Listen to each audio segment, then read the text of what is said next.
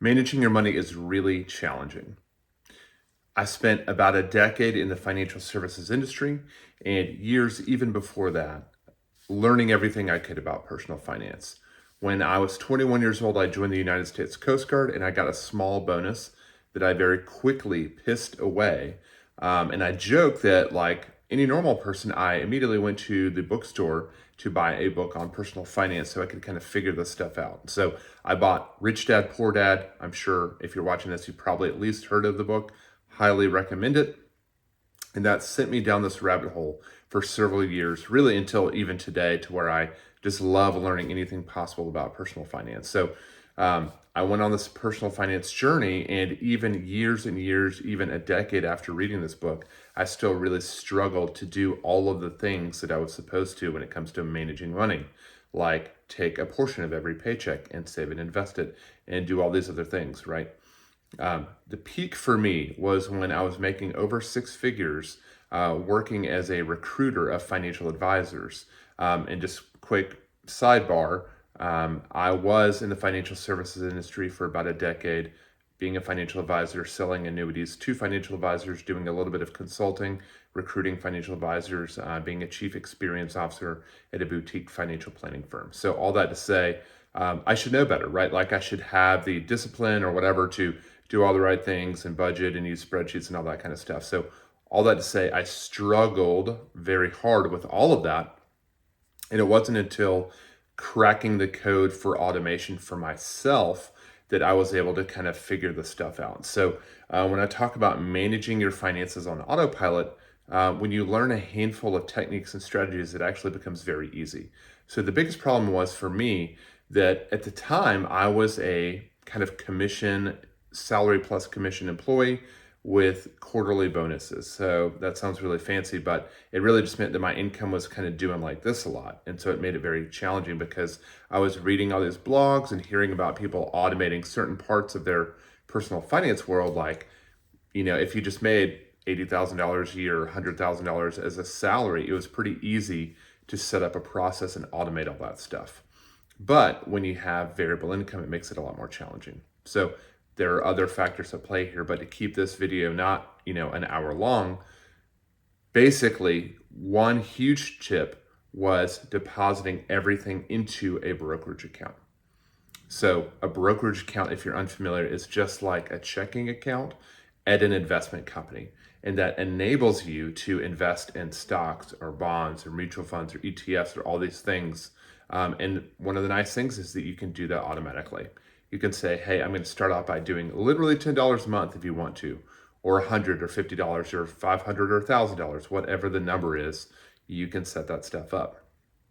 So when you reconsider your direct deposit and putting that in the brokerage account, it'll sit there in cash inside a money market account, which is great because a money market is going to pay a higher interest than a typical savings account, certainly one at a lot of the bigger banks. So by doing that, by directing your direct deposit into the brokerage account, the money stacks up. And then you can tell it where to go. You can tell it to go to your current bank account where you pay your bills, pay all of your bills automatically. You can set up a second checking account at a different institution to give you basically like a spending paycheck so that every week you've got money for groceries, going out to eat, all that stuff, and you can not feel guilty about it. Also, you can set up a savings account, a separate savings account at a different bank, call it bank number 3 if you'd like. There are plenty of kind of fintech tools and apps that make saving really easy so that Christmas, vacations, auto maintenance, these things can be saved for automatically without you having to overthink it or have the discipline necessary to put the money in all these little different buckets automatically. You just have to have enough discipline to set up the framework.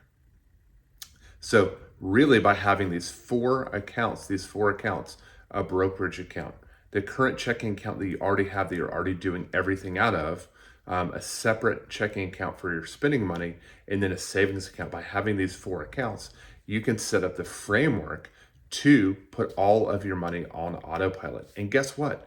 You're actually going to have better outcomes because the hardest part about personal finance, aside from some base level knowledge, is actually doing everything that you're supposed to do.